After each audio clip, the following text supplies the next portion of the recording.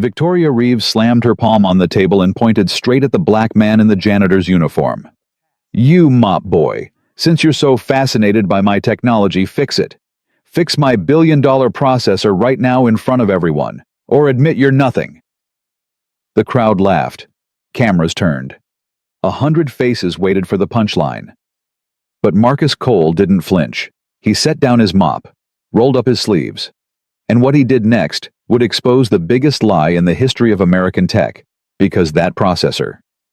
He built it. Before you hear what happened, drop a comment with the city you're watching from. I want to see how far this story travels. And if you haven't already, hit subscribe and turn on notifications so you don't miss a single part of this story. Trust me, you're going to need to hear how this ends.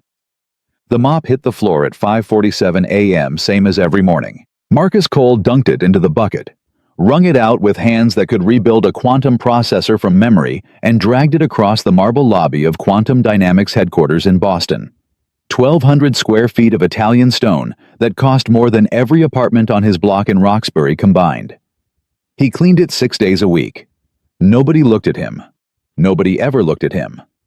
The security guard at the front desk, a kid barely 22, didn't glance up from his phone. "Morning, Mark." "Morning."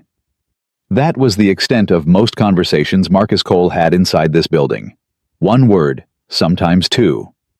Enough to confirm he existed, not enough to matter. He was 32 years old, 6'2", broad-shouldered, with deep brown skin and close-cropped hair that had started graying at the temples 3 years ahead of schedule. His hands were the only thing that didn't match the uniform. Long fingers marked with thin white scars from years of manipulating circuitry so delicate it made watchmaking look like bricklaying. If anyone bothered to look closely, they'd see those hands didn't belong on a mop. Nobody bothered. Marcus pushed his cart down the east corridor toward the executive wing. The building hummed with a quiet authority of money climate-controlled air, recessed lighting the faint electrical pulse of servers running somewhere deep below. He knew this building better than anyone alive. Not because he cleaned it. Because his work lived inside its walls. Every processor, every algorithm, every quantum architecture that made Quantum Dynamics the most valuable tech company on the eastern seaboard, Marcus had designed the foundation. 5 years ago, in a different life when his name meant something. Now his name was on a badge that said maintenance staff, and the only thing it meant was that he had access to the supply closet on the 3rd floor. He passed a glass-walled conference room where 2 senior engineers were already arguing over coffee. Their voices filtered through the door, muffled but clear enough. "The coherence drift is getting worse. Every time we push past the 12-second threshold, the whole matrix destabilizes. Victoria wants a demo-ready prototype by the showcase. That's 6 weeks.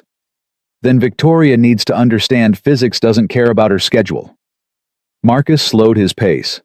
Not obviously he'd perfected the art of listening while appearing to do nothing but clean. His grip tightened on the mop handle. He knew exactly what was causing their coherence drift. A phase alignment error in the tertiary feedback loop, a mistake so fundamental it was almost embarrassing. He could fix it in 20 minutes. He kept walking. That was the deal Marcus had made with himself. He could listen, he could understand, but he could not speak. Speaking meant being seen, and being seen meant risking everything: his job, his apartment, the fragile scaffolding of a life he'd rebuilt from wreckage, and more than anything, it meant risking Zoe. Zoe was 8 years old, and she was the reason Marcus Cole got up every morning at 4:30 a.m., put on a uniform that made him invisible, and cleaned floors in the building where his legacy had been stolen. His phone buzzed. He pulled it from his pocket, a cracked screen 3 generations behind. A photo from Mrs. Patterson, the retired teacher next door, who watched Zoe before school. Zoe at the kitchen table, cereal bowl in front of her, Marcus's old MIT sweatshirt hanging off her small frame like a tent. She was grinning at the camera, one front tooth missing, holding up a math worksheet with a red 100% circled at the top. Marcus stared at the photo longer than he should have. He saved it. Added it to the folder he kept, 847 photos of Zoe organized by month, because some things were worth preserving, even on a cracked screen. He texted back a single heart emoji and kept mopping. At 7:15, the building came alive. Employees streamed through the lobby in Waves-tailored suits, designer bags, coffee cups with names written in Sharpie. They moved around Marcus the way water moves around a stone, automatically, without thought. "Excuse me." A young woman in heels stepped around his mop without looking at him. "Watch it, buddy." A man in a gray suit swerved, annoyed that the wet floor existed at all. Marcus said nothing, moved his cart aside, waited for them to pass. He had learned over 5 years how to make himself smaller. Not physically, that was impossible for a man his size, but in presence, in energy. He kept his eyes down, spoke softly, took up as little space as a 6'2" man could manage. It was a skill he hated having mastered. But mastery was mastery whether the world respected it or not. The executive elevator opened, and Victoria Reeves stepped out. Marcus felt it before he saw her. A shift in the air, the way every head in the lobby turned, the way conversations dropped half a register. Victoria Reeves commanded a room the way a storm commands the sea, not by asking, but by existing. She was 45, sharp-featured auburn hair cut in a severe bob that framed a face built for boardrooms and magazine covers. Her eyes scanned every room she entered, cataloging assets and threats with the efficiency of a targeting system.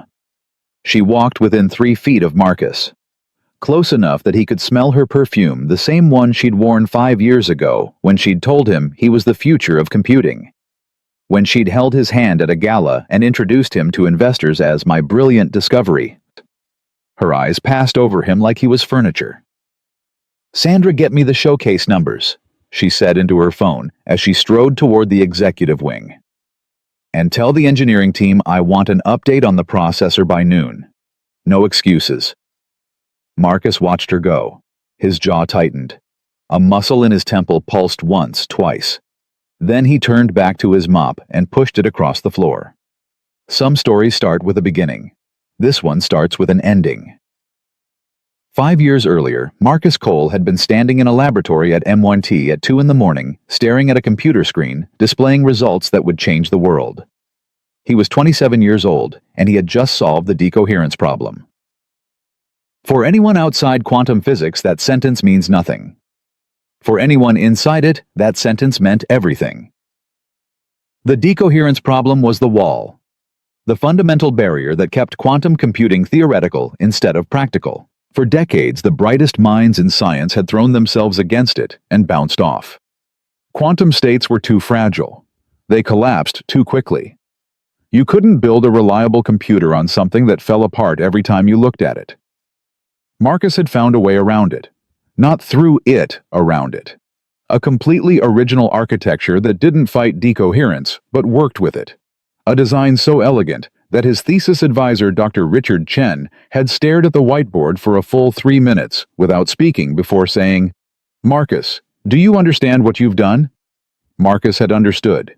He'd understood since he was 19, scribbling equations in a notebook while his mother cleaned office buildings across Boston. He'd understood when he published his first paper and watched the academic world snap to attention. He'd understood when MIT gave him lab space and a team and said, "Go build it." His team was small 4 researchers, all young, all hungry. They worked 18-hour days fueled by cheap coffee and the electric certainty that they were building something that mattered. Quantum computing that actually worked. Practical applications for medicine, climate modeling, encryption, artificial intelligence. The kind of technology that didn't just make money, it changed the trajectory of human civilization. They called it Project Quantum Leap. And Marcus was its architect. His wife Denise was a nurse at Boston Medical.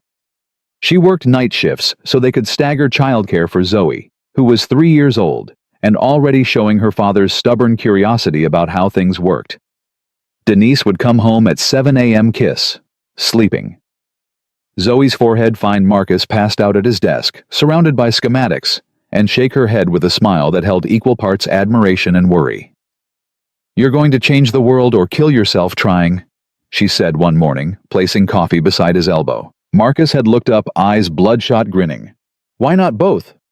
"Because your daughter needs a father, not a martyr." He'd pulled her close. "I'm doing this for her. For both of you. When this works, and it will work, everything changes. No more night shifts. No more worrying about rent. Zoe gets the life she deserves. Denise had studied his face with the clear-eyed assessment of a woman who loved a man enough to see him fully. Just promise me you won't lose yourself in it. I promise. He broke that promise within 6 months. Victoria Reeves entered Marcus's life like a fever fast-consuming and impossible to shake. Helix Partners was one of the most powerful venture capital firms in the country, and Victoria was its CEO. She was brilliant, connected, and ruthless in ways Marcus wouldn't recognize until far too late. She'd seen his published work, tracked his MIT progress, and appeared at a university symposium where Marcus presented his preliminary results. After his talk, she approached him directly. Not through intermediaries, not through formal channels. She walked up to him, extended her hand, and said, "Mr. Cole, I've been looking for you." Marcus remembered the way she'd said it, like he was the answer to a question she'd been asking for years. It was flattering in a way that made his chest tight. Here was one of the most powerful women in American business, and she was looking at him, a black kid from Dorchester, whose mother scrubbed floors, like he was the most important person in the room. "Your quantum architecture is extraordinary," she told him over dinner that night. "A restaurant Marcus couldn't have afforded in 3 months of paychecks. But you're vulnerable. MIT owns a share of everything you develop in their labs.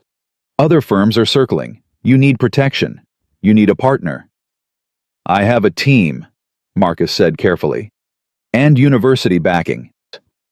You have a team of graduate students and a university that will sell your work to the highest bidder the moment it becomes commercially viable." She leaned forward. "I'm offering you full funding, private lab space, resources your university can't match. And I'm offering it because I believe in you, Marcus. Not just your technology, you." Denise didn't trust her. "Something's off," she said that night, sitting on the edge of their bed while Marcus paced with excitement.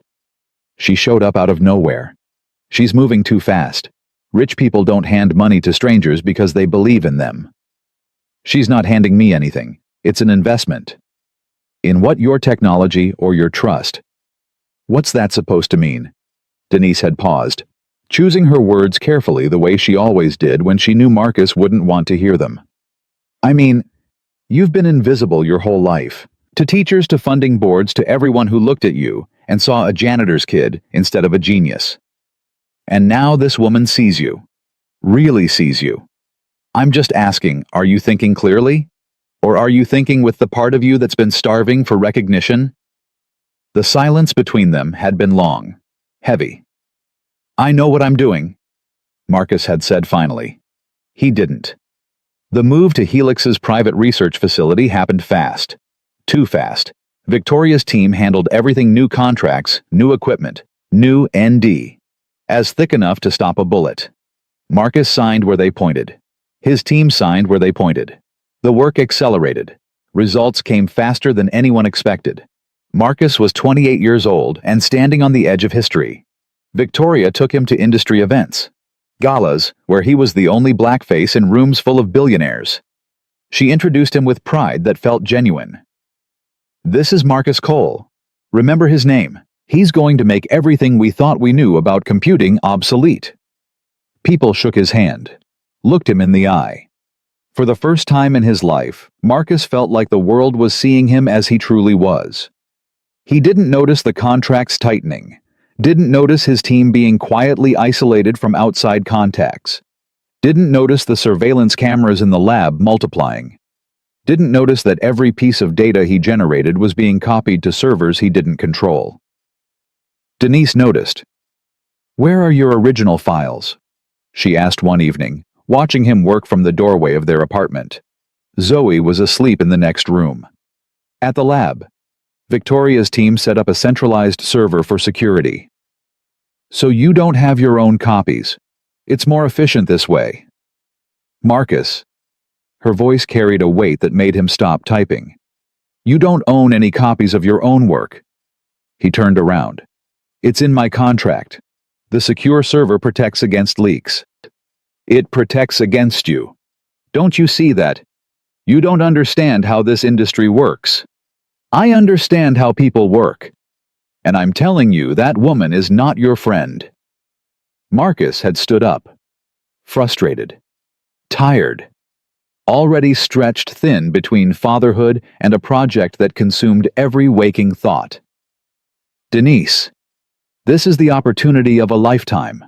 Our lifetime. I need you to trust me." She'd looked at him for a long moment. Sad, not angry sad. The way you look at someone walking toward a cliff who won't turn around. "I trust you," she said softly. "It's her I don't trust." 7 months later, Marcus proved his wife right. It was a Tuesday night, 11:42 p.m. Marcus had forgotten his notebook at the lab, a physical journal where he kept handwritten notes, a habit from his mother's insistence that important things should exist on paper. He drove back, let himself in with his keycard, and walked down the hallway toward his workstation. The lights were on. He heard voices before he reached the door. Victoria's voice. And others, her technical team people, Marcus had never seen in his lab before. He stopped, listened. "How much more do we need?" "The core architecture is complete. We have the full quantum coherence framework. The calibration protocols are the last piece." And he doesn't suspect. Victoria's laugh, short cold, nothing like the warm sound she performed in public. "He's too busy being grateful. You know how it is. Give a man who's been overlooked his whole life a spotlight and he'll stand in it until he burns." Marcus pushed open the door. The room froze. 6 people around his workstation. His schematics on 3 different screens being transferred to external drives. Victoria in the center, holding his notebook, the one he'd come back for. Marcus. Her recovery was instantaneous. Smooth. "You're here late." "What are you doing?" "Routine backup. Standard security protocol." "Those are my files. My personal drives." "Actually..." Victoria set the notebook down. Slowly. The way someone puts down a weapon they no longer need. "According to your contract, everything developed in this facility is Helix property. Your files, your designs, your algorithms." She paused. "Your quantum architecture."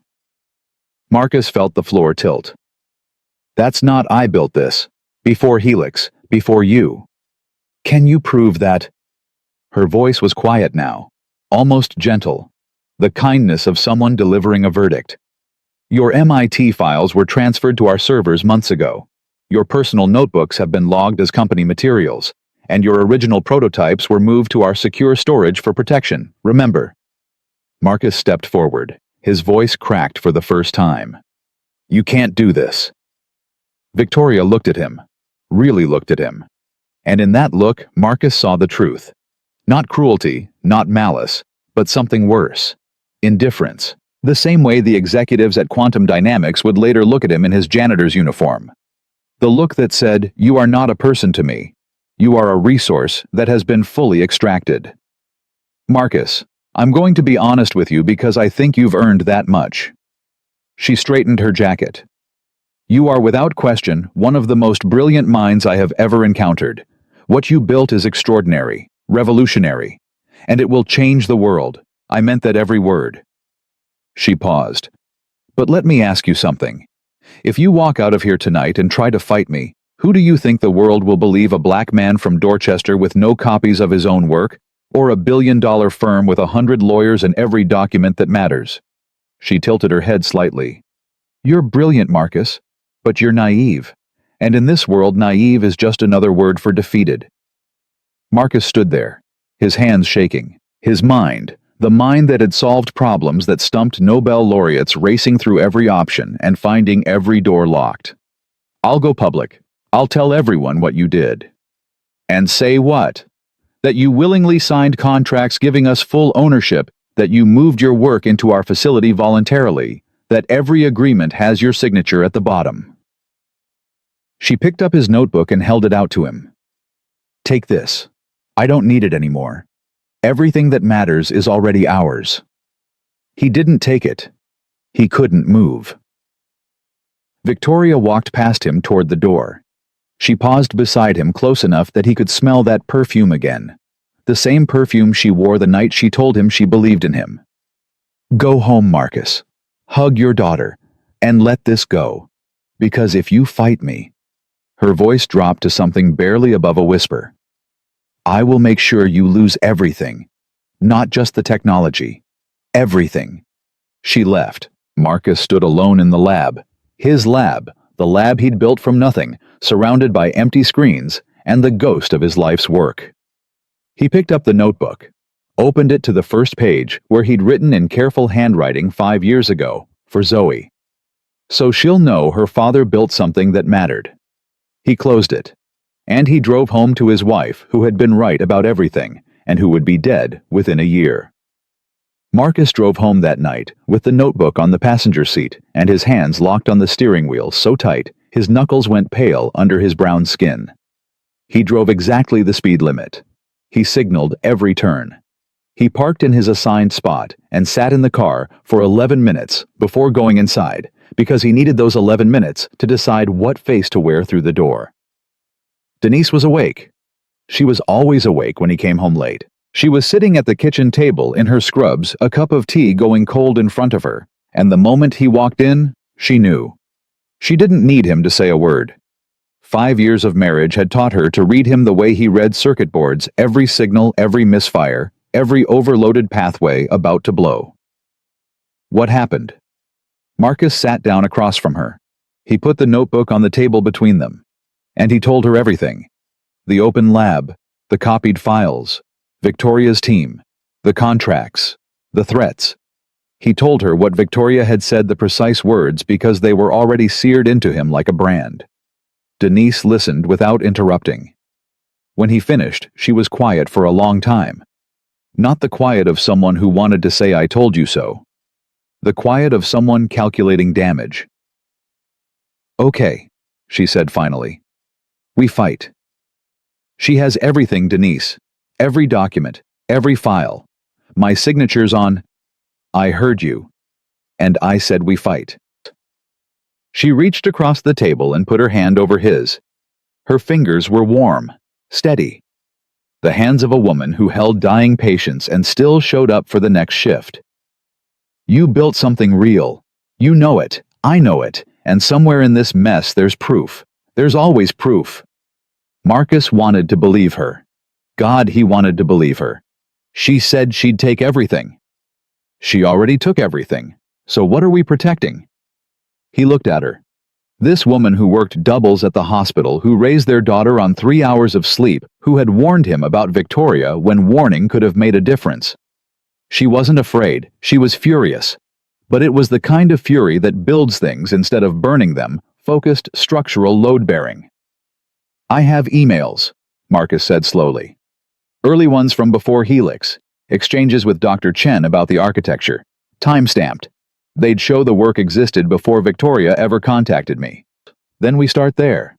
And my MIT presentation files. The university might still have records of my original research proposals. Good. What else? Marcus thought. The gears in his mind, engaging now, the same way they engaged when he was solving a technical problem, systematically, relentlessly, one variable at a time. There were 3 people at MIT who reviewed my work before Helix. Dr. Chen, Professor Ibarra, and a visiting researcher from Caltech named Tom Liu. They all saw the original architecture. They could testify. Then we call them, tomorrow. It's not that simple. Victoria has influence. If she finds out we're building a case, then we build it quietly. Denise squeezed his hand. Marcus, look at me. He looked.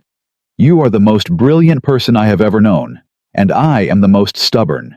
She picked the wrong family. For the first time since leaving the lab, Marcus felt something other than numb despair. It wasn't hope exactly. It was more like the refusal to accept the alternative. He nodded. They started that night. What followed was 3 months of quiet, desperate warfare. Marcus kept going to the Helix lab every day, maintaining the appearance of normalcy, while Denise coordinated behind the scenes. She contacted an intellectual property attorney, a young woman named Rachel Torres, who worked out of a one-room office in Dorchester and took the case because she'd grown up watching her own father get cheated out of a construction patent. The contracts are bad, Rachel told them in her office papers, spread across every surface. I won't lie to you, the language gives Helix broad ownership over anything developed in their facility. But there's a gap. She tapped a highlighted paragraph. The contract covers work product created during your employment. If you can demonstrate the core architecture existed before you signed, before the employment relationship began, then the foundational IP might still be yours. It did exist before, Marcus said. My MIT work, the original papers. I need more than papers. I need someone credible to testify that the architecture Victoria is claiming was demonstrably your creation prior to Helix involvement. Marcus called Dr. Chen first, his mentor, the man who had stared at his whiteboard in awe and said, "Do you understand what you've done?" Dr. Chen's secretary said he was unavailable. Marcus called again. Unavailable. He sent emails. No response. After 2 weeks, he drove to MIT and found Chen's office. The door was open.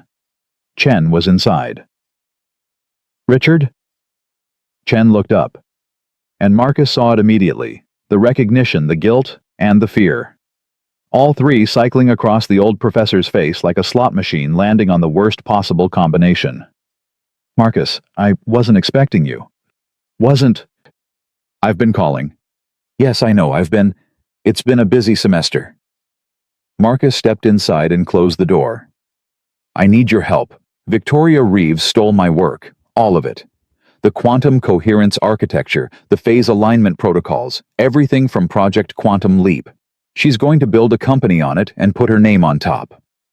Chen took off his glasses, cleaned them with a cloth, put them back on. A ritual Marcus had seen 100 times, the professor's stall tactic when he was about to say something he didn't want to say. "Marcus, I'm aware of the situation." "Then you know what she did." "I know there's a dispute over intellectual property. I know Helix Partners has filed documentation showing..." "Documentation she fabricated. Richard, you were there. You reviewed my work. You know the architecture was mine before Victoria ever..."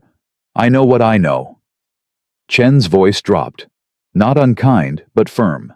The firmness of a door closing. "And I also know that Helix Partners has become the primary corporate sponsor of 3 research departments at this university, including mine." The silence between them was different from the silence Marcus had experienced in Victoria's lab. That had been the silence of ambush. This was the silence of abandonment. "You're not going to help me." Chen stood up, walked to his window, spoke to the glass.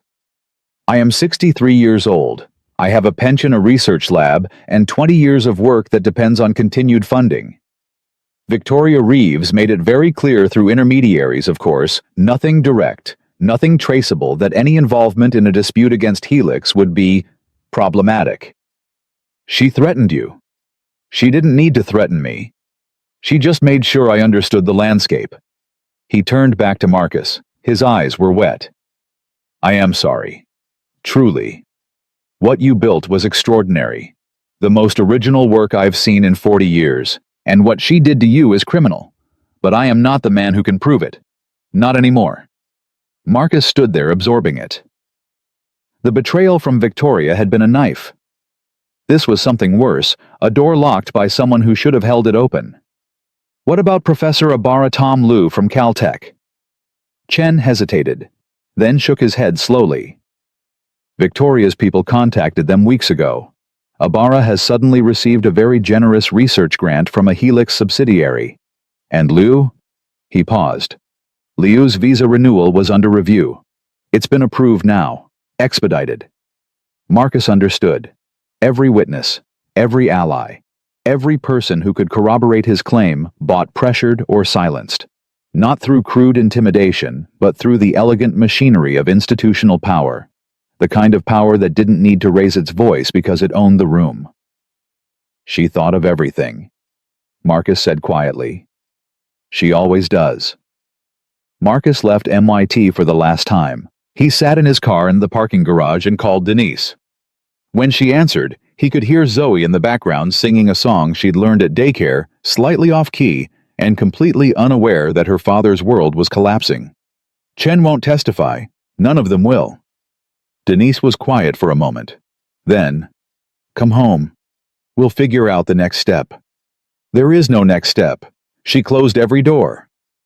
Then we build a new door. "Come home, Marcus." He came home, and they built a new door. Rachel Torres filed a formal intellectual property dispute with the Patent Office, relying on time-stamped digital records, Marcus's MIT enrollment files, and his original research proposals. It was a long shot, a Hail Mary thrown by a tiny law firm against a corporate legal team with unlimited resources. But it was something. Victoria's response was immediate, overwhelming, and surgical. First came the cease and desist letters. Not one but 7 targeting Rachel's firm, Marcus personally, and even the Patent Office examiner assigned to the case. The letters alleged trade secret violations, breach of contract, and tortious interference. The legal language was suffocating, designed not to win in court, but to bury a one-woman law firm under paper until it couldn't breathe. Rachel called them at 11 on a Tuesday night. Marcus could hear the exhaustion in her voice. "They filed a countersuit. They're claiming you stole proprietary information from Helix and are attempting to fraudulently patent company technology as your own." Marcus felt his stomach drop. "That's insane. The work predates—" "I know, but they've produced documentation, employment records, lab logs, timestamp data showing you developed the core architecture after joining Helix. They've altered the timeline, Marcus. Every digital record that was on their servers has been modified. Can we prove the modification? With the right forensic analysis? Maybe, but that costs money we don't have and time Victoria won't give us. She's also filed for an emergency injunction to prevent you from publishing or discussing any aspect of quantum coherence architecture. If the judge grants it, you won't be able to talk about your own work to anyone." The injunction was granted 4 days later. Then came the other blows, quick, precise, devastating. Marcus's apartment lease came up for renewal. The landlord, who had been perfectly happy with them for 3 years, suddenly declined, citing building renovations. They had 30 days to leave. Marcus traced the building's ownership through 2 shell companies to an investment group with known ties to Helix partners. He couldn't prove it. He didn't need to. He understood. Then, Denise's hospital received a complaint. Anonymous, alleging medication errors on her ward. The investigation cleared her completely, but during the review period she was placed on administrative leave, no income for 6 weeks. The timing was flawless, just as their legal bills were mounting and their housing was disappearing. Then came the worst. Denise had been tired, more tired than usual. She attributed it to stress, to the double shifts she'd been pulling before the leave, to the crushing weight of fighting a war they were slowly losing. But the fatigue didn't lift. It deepened.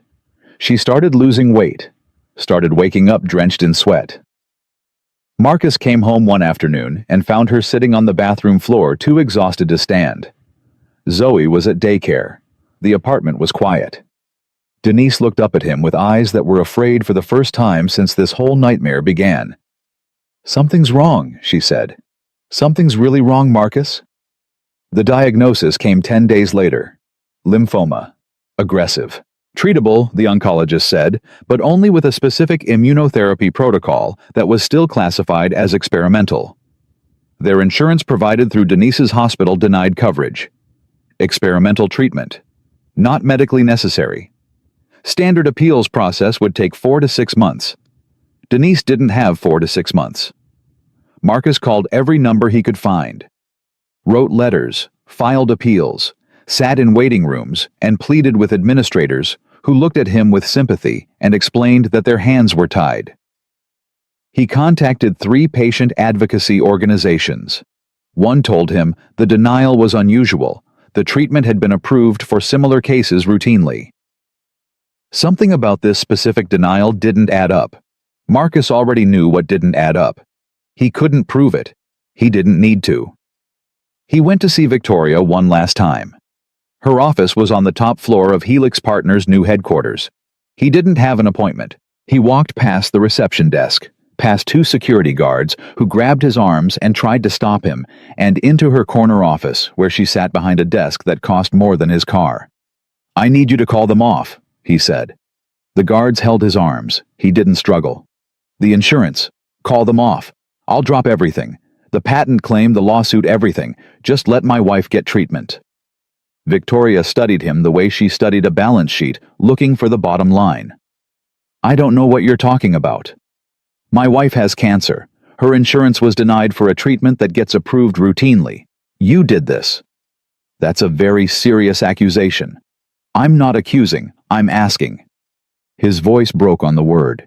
He hated himself for it. "I'm asking you, please." The guards tightened their grip. Victoria raised a hand and they loosened. She stood up, walked around the desk, and stood in front of Marcus, close enough that he could see the calculation behind her eyes. Not cruelty, not pleasure, just mathematics. Cost-benefit analysis running in real time. "If hypothetically there were some administrative confusion around an insurance claim," she said slowly, "and if hypothetically that confusion could be resolved, what would you be willing to do? Anything. Drop the patent dispute, publicly. Done. Sign a non-disclosure agreement, comprehensive. You will never discuss Project Quantum Leap, your involvement in quantum coherence research, or any aspect of your relationship with Helix Partners. Ever. To anyone. Fine. Destroy your personal research notes, all of them. Every notebook, every file, every backup." Marcus closed his eyes. She was asking him to erase himself, to delete the proof that he had ever been anything more than what the world saw when it looked at him, a black man in a janitor's uniform, invisible, irrelevant, worth nothing. "Your wife needs that treatment, Marcus." Victoria's voice was almost kind. Almost. "And your daughter needs her mother." "I'll do it." Victoria nodded, returned to her desk, picked up her phone. "Sandra, get me the benefits coordinator at Boston Medical Group. Tell them the Cole file needs a second review. Priority." She looked at Marcus. "Go home.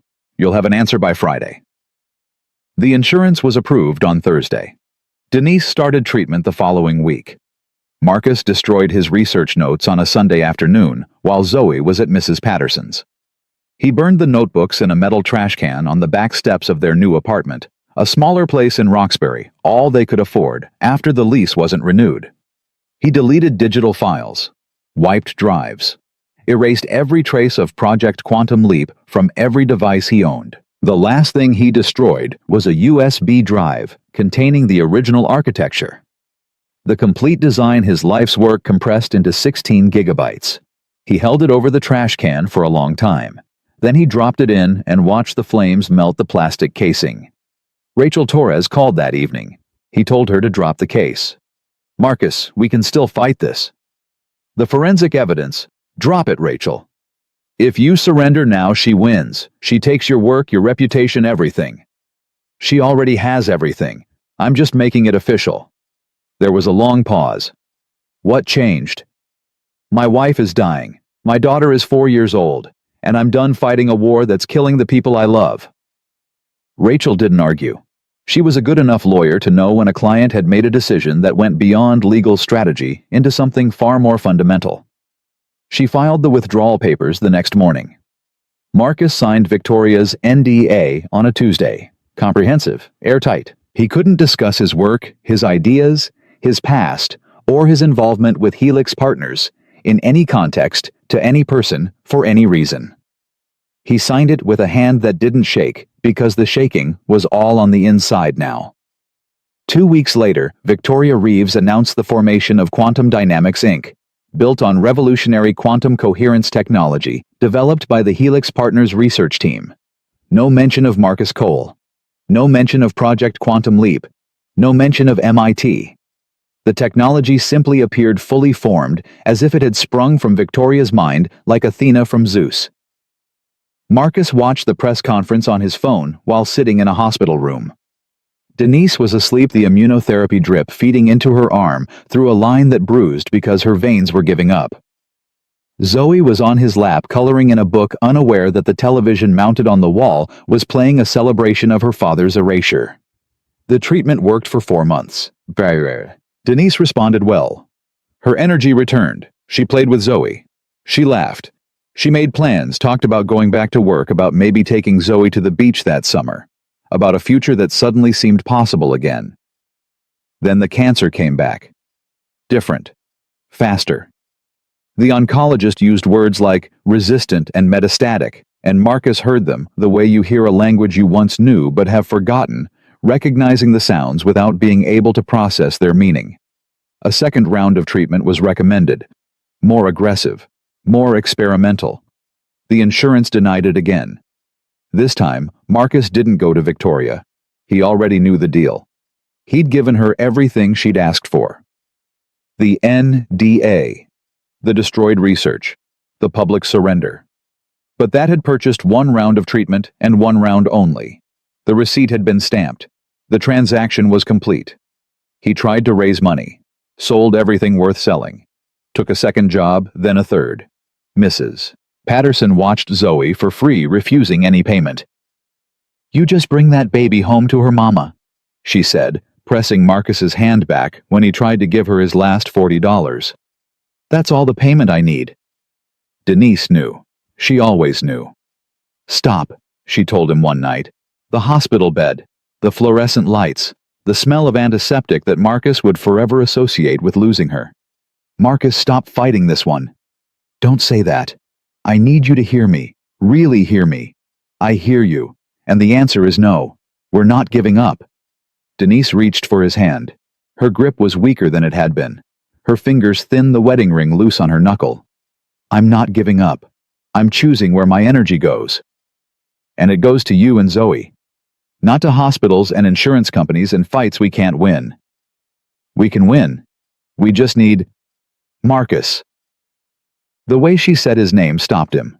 Not sharp. Not angry. Just complete. A whole sentence contained in 2 syllables. "Promise me something." He couldn't speak. He nodded. "Raise Zoe to be brave, not angry. Brave. There's a difference." She paused, gathering strength. "And forgive yourself. For trusting the wrong person. For signing those papers. For all of it. You were trying to do something extraordinary, and that's not a sin. The sin was hers. I can't. You can. And you will. Because Zoe is going to need a father who's whole. Not a father who's broken and blaming himself for something someone else did to him." Marcus put his forehead against their joined hands. He felt her fingers move through his hair, weak, gentle, familiar. "One more thing," she whispered. "Anything. Your mind is a gift. Don't bury it. Not forever. Use it again when you're ready. Not for revenge. Not for pride. For Zoe. Show her that the world can knock you down and you can still build something beautiful." Denise Cole died on a Wednesday morning in March. She was 31 years old. Zoe was 4. Marcus was standing beside her bed holding her hand when the monitors went flat, and he didn't let go for a long time afterward because letting go meant it was real and he wasn't ready for it to be real. He would never be ready. The funeral was small. Mrs. Patterson, Rachel Torres, a few nurses from the hospital who had loved Denise. Zoe wore a yellow dress because Denise had loved yellow, and she held Marcus's hand through the service without crying because she didn't fully understand yet that her mother wasn't coming back. That understanding would come later in waves over months and years. Questions at bedtime, tears on Mother's Day, a growing silence around an absence that shaped everything. Marcus buried his wife on a hill in a cemetery in Dorchester, 3 miles from the apartment where they'd first lived together, 5 miles from the hospital, where she'd worked saving other people's lives, and 7 miles from the building where Victoria Reeves was holding a ribbon-cutting ceremony for Quantum Dynamics' new headquarters. After the funeral, Marcus went home, put Zoe to bed, sat in the dark kitchen, and made a decision. He would not fight Victoria Reeves. He would not pursue justice. He would not try to reclaim his work or his name or his place in the world. He would do the only thing that mattered, raise his daughter. Keep her safe, keep her fed, keep a roof over her head. Whatever that required, whatever it cost. The next morning, he applied for a custodial position at Quantum Dynamics. The irony was not lost on him, but the pay was better than his other options. The hours allowed him to be home when Zoe needed him, and the health insurance, The insurance that had denied Denise twice covered his daughter fully. The hiring manager didn't recognize his name. Nobody did. Why would they? Marcus Cole had never existed in the official history of quantum dynamics. He was a ghost applying to haunt the house where he'd once lived. He got the job, started the following Monday, pushed his first mop across the marble lobby at 5:47 a.m. 7 months after burying his wife, and 5 years before Victoria Reeves would point at him in front of 100 people and call him nothing. Zoe was waiting at Mrs. Patterson's when he picked her up that evening. She looked up from her coloring book with Denise's eyes dark bright, missing nothing. "How was work, Daddy?" "It was fine, baby." "Did you fix things?" Marcus paused. Zoe knew he was good at fixing things. She'd watched him repair toasters, radios, laptops, anything the neighbors brought over. She didn't know yet that he'd once fixed problems that made Nobel laureates quit. "Not today," he said. "Today, I just cleaned." "That's okay?" She went back to her coloring. "Mommy said cleaning is important too." Marcus picked her up, held her against his chest, and carried her home. Her small arms wrapped around his neck, her heartbeat against his. Alive. Present. The only proof he needed that something in his life had not been stolen. 4 years passed. Zoe grew. Marcus cleaned. And every morning at 5:47 a.m., the mop hit the floor in the building that his mind had built and his silence maintained, and nobody, not a single soul in those gleaming corridors, had any idea who was pushing it. The 5th year started like every other. Mop at 5:47. Corridors before dawn. Invisible by design. Marcus had perfected the rhythm of disappearance so completely that even the security guards who saw him every morning couldn't have described him to a sketch artist. He was tall, sure. Black, sure. Beyond that, nothing. A uniform. A cart. A man who existed only in the negative space between other people's importance. But Zoe was 9 now, and 9-year-olds ask questions that 4-year-olds don't. "Daddy, what did you do before you were a janitor?" They were at the kitchen table. Homework spread between them. Zoe was working on fractions which she hated, and Marcus was helping her, which he loved, because math was the one language he could still speak fluently without breaking the rules of a life built on silence. "I fixed things," he said. The answer he always gave. What kind of things? Complicated things. Like what? Marcus looked at his daughter.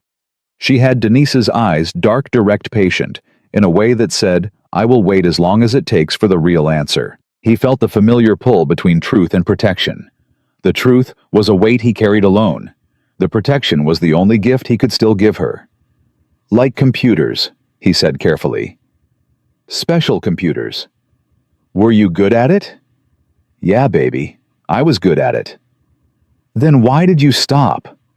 He reached across the table and tapped her worksheet. "Come on. 3/8 plus 1/4. Show me what you got." Zoe looked at him for a long moment. Then she looked down at her fractions. She didn't push. She never pushed. But Marcus could feel the question settling into her, not disappearing, just waiting. The way seeds wait. The way things wait that are going to grow, whether you want them to or not. That night after Zoe was asleep, Marcus sat at his workbench. The apartment was quiet. The walls were covered in schematics he'd redrawn from memory over the years, not because he planned to use them, but because not drawing them felt like forgetting how to breathe. The quantum architecture lived inside him, the way Denise's voice lived inside him, permanently, involuntarily woven into the structure of who he was. He picked up a circuit board from the table. A neighbor's broken radio. 30-minute fix. He'd charge $15 for it because that was what people in Roxbury could afford, and because Marcus had learned that dignity didn't require a price tag. His hands moved automatically, soldering iron precise to the micron, and he thought about the processor he'd passed that afternoon in the quantum dynamics lab. He'd overheard the engineers again. The coherence problem was getting worse. 6 weeks until the annual showcase, and the next generation processor, the one Victoria was staking the company's future on, couldn't hold quantum states for more than 12 seconds. The engineers were panicking. Marcus could hear it in their voices, the particular frequency of smart people encountering a wall they couldn't see over. He knew exactly where the wall was. He'd built the original road that led to it. The phase alignment error was so fundamental that it amazed him nobody had found it. But then again, nobody could find it, because nobody understood the architecture the way he did. Victoria's team had taken his design and built it the way they understood it, which was backward. Like reading sheet music upside down, the notes were all there, but the melody was wrong. Marcus set down the soldering iron, flexed his scarred fingers, and reminded himself, as he did every night, that it wasn't his problem. 3 weeks before the showcase, everything accelerated. Marcus was cleaning the 4th floor restrooms when his phone rang. Mrs. Patterson's number. He answered immediately. Mrs. Patterson never called during his shift unless something was wrong. Marcus, don't panic. What happened? Zoe's fine. She's right here. But there was an incident at school. What kind of incident? Some boys were teasing her about not having a mama. She got upset. She hit one of them. Marcus closed his eyes, leaned against the wall. Zoe had never hit anyone. She was the kid who caught spiders and carried them outside. The kid who shared her lunch with the boy whose parents forgot to pack one. She's not hurt.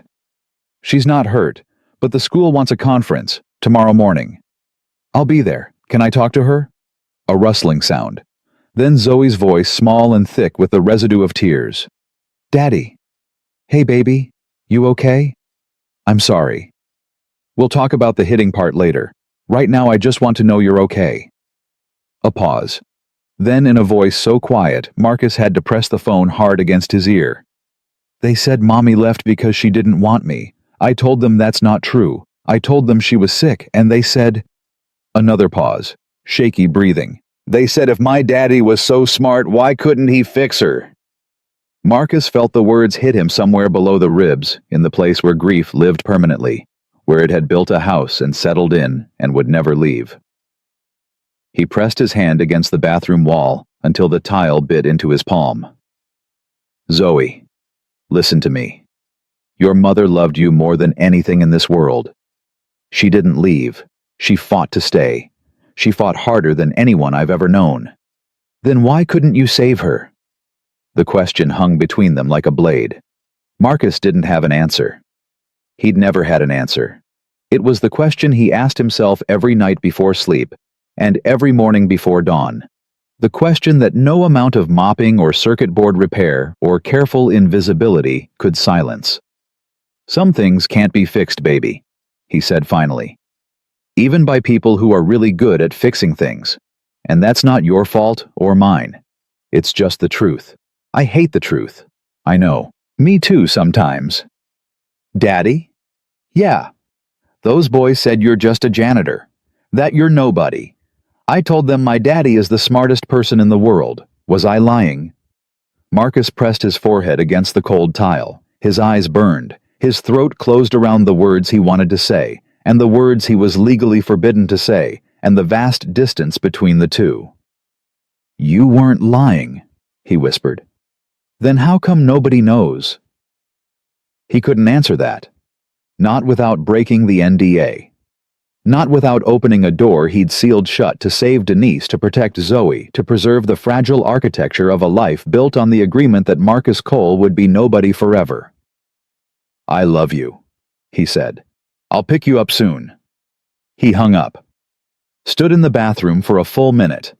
Then picked up his mop and went back to work, because that was what Marcus Cole did. He absorbed the blow, he buried the pain, and he cleaned the next floor. But something had shifted. A hairline crack in the foundation he'd spent 5 years building. Small, almost invisible. The kind of crack that brings down buildings. The school conference the next morning went about as well as Marcus expected. The principal was a well-meaning woman who used words like behavioral intervention and emotional support plan, and never once addressed the fact that a group of 8-year-old boys had told his daughter her dead mother didn't want her. Mr. Cole, we take bullying very seriously. Okay. But we also can't have students responding with physical aggression. She's 9. She's being told her mother abandoned her. And we'll address that with the other students' families. But Zoe needs to learn appropriate conflict resolution strategies. Marcus sat in a plastic chair designed for someone half his size and looked at this woman who had no idea what his daughter carried every day. The weight of a dead mother. The weight of a father who was invisible. The weight of being a black girl in a school where boys felt comfortable telling her she was unwanted. "I'll talk to her," Marcus said. "We'd also recommend counseling. The school has a—" "I said I'll talk to her." He walked Zoe to class, knelt down in the hallway so they were eye to eye. She was wearing the MIT sweatshirt again. She'd claimed it as her own a year ago, the sleeves rolled up 4 times to free her hands. "No more hitting," he said. "He deserved it." "Maybe, but you're better than that." "How do you know?" "Because I know who your mother was, and I know who you are." Zoe looked at him with those Denise eyes. Then she hugged him, fierce.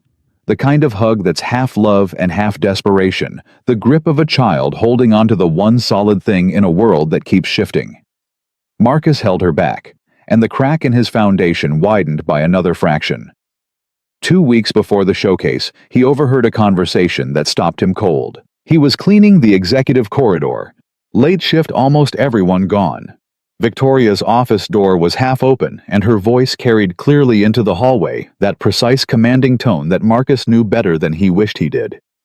"The processor needs to be functional for the demo. Non-negotiable."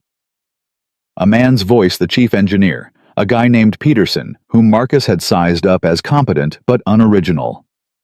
"Miss Reeves, we've exhausted every approach. The coherence collapse happens at exactly 12 seconds every time. We need more. What you need is to do your job. I have 150 investors flying in for this showcase. The board is expecting a demonstration that justifies 18 months of development and $40 million in R&D spending. If that processor doesn't work..."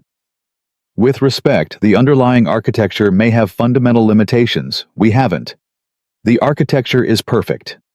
Victoria's voice went flat, hard. "It was designed by the best mind in quantum computing. The problem is implementation. Your implementation." Marcus stopped mopping, his hand frozen on the handle.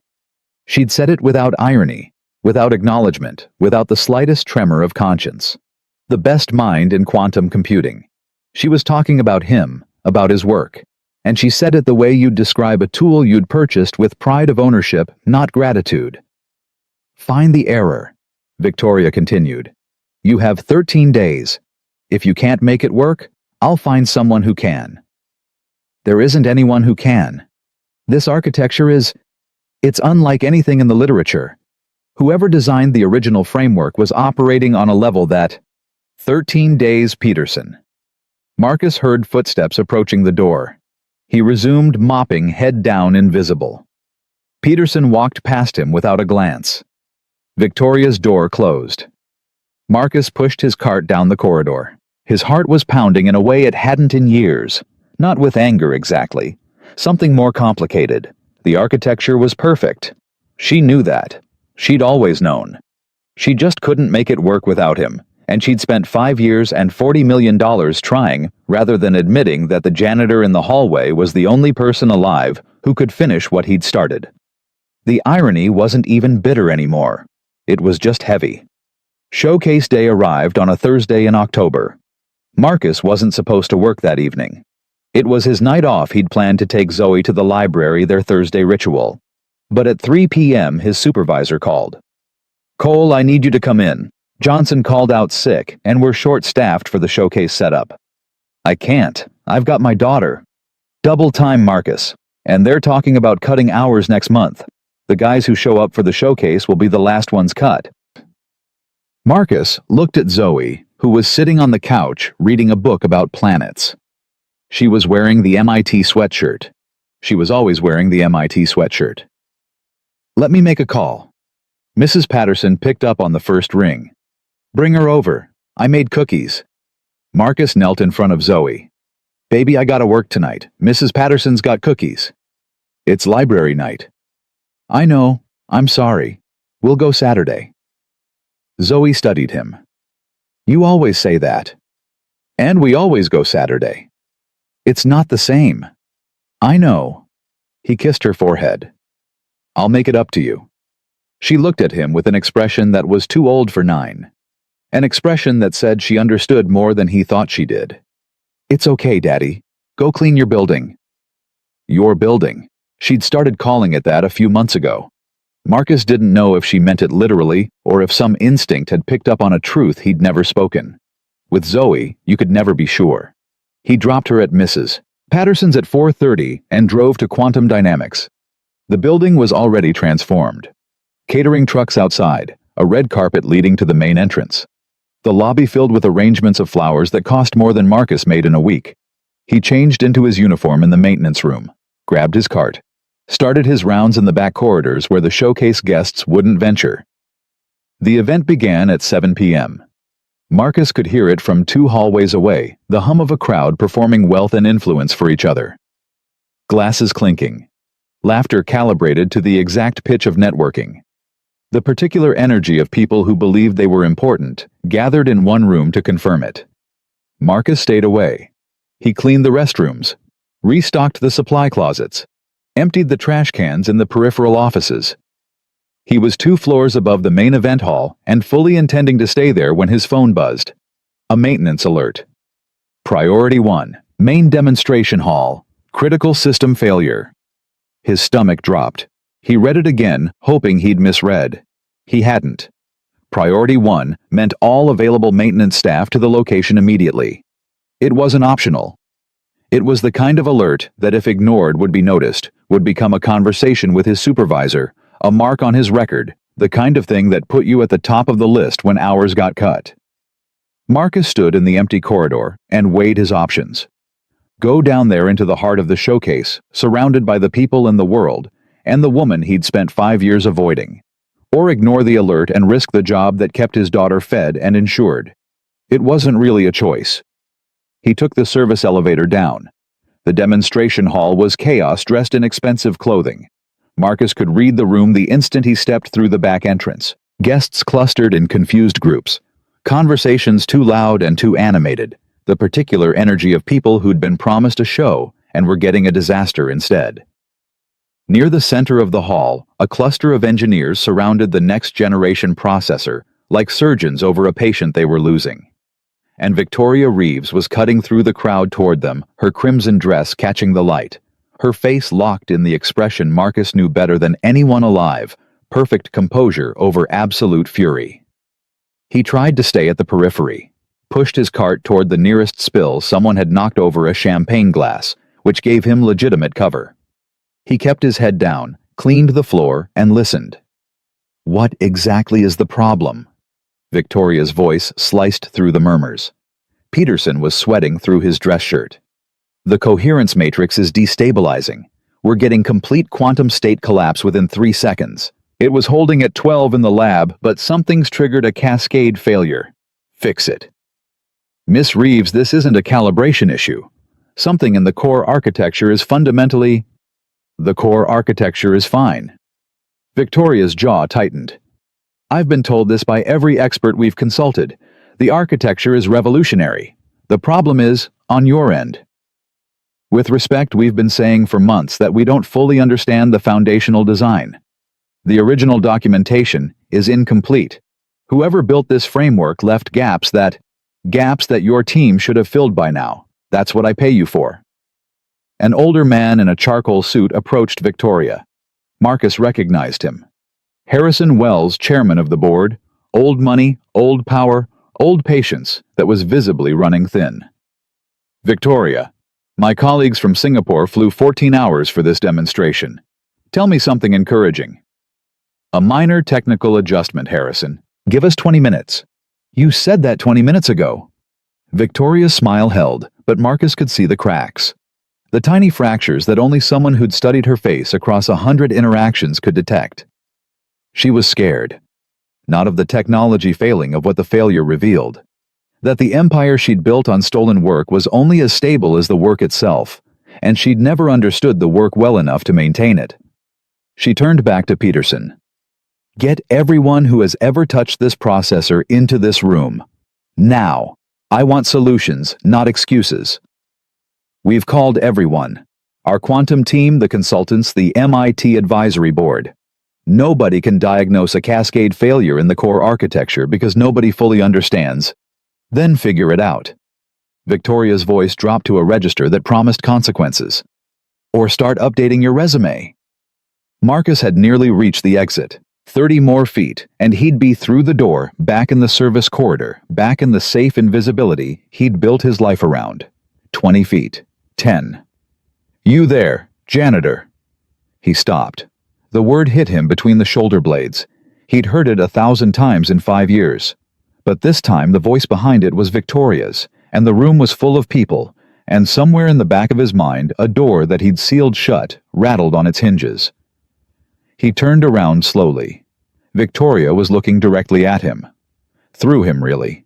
The way she'd always looked at things that were beneath her, with the amused disdain of someone who had never been told no by anyone who mattered. Make yourself useful.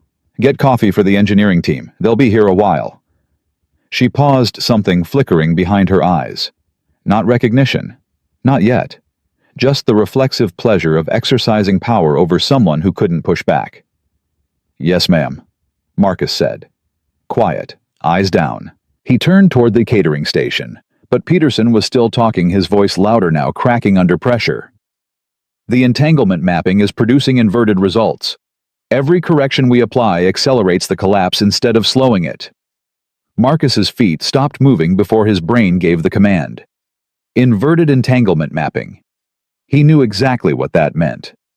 They'd reversed the phase calibration in the tertiary feedback loop, the same error he'd identified weeks ago from overheard conversations. The same error that could be corrected in 20 minutes by anyone who understood the architecture. By the only person alive who understood the architecture. His hands tightened on the cart handle. Every instinct he'd developed over 5 years screamed at him to keep walking. Get the coffee. Finish the shift. Go home to Zoe.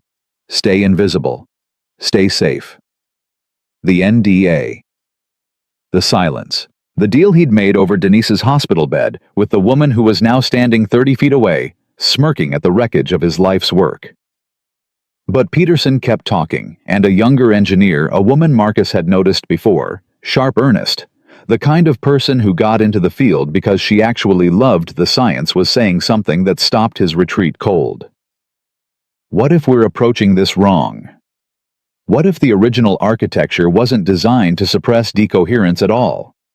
What if it was designed to work with it, to synchronize with quantum state fluctuations instead of fighting them? She was close. So close, it made Marcus's chest ache. She'd intuited the fundamental principle behind his design, without having any documentation to support it. She was reaching for the truth in the dark, and she was almost touching it. Peterson shut her down immediately. That contradicts everything we know about quantum stability. The architecture is clearly designed for state suppression. It's in every spec document. But the spec documents don't match the actual behavior of the... Dr. Hayes, I don't need theories right now. I need the processor running in 15 minutes, or we're all unemployed. The young woman Hayes fell silent, stepped back, and Marcus saw himself in her. The brilliance being overruled by hierarchy. The insight being buried under urgency. The familiar feeling of knowing you're right and having no power to prove it. Victoria clapped her hands once. Well, since our engineering team seems unable to solve this with their combined decades of expertise and millions in resources, perhaps we should open the floor. Her voice dripped with performative amusement, playing to the crowd the way she always did, turning crisis into theater. Her eyes found Marcus again, fixed on his uniform, his cart, the mop. What about you, janitor? You've been standing there long enough. Perhaps you'd like to take a crack at our little problem. Laughter from the crowd.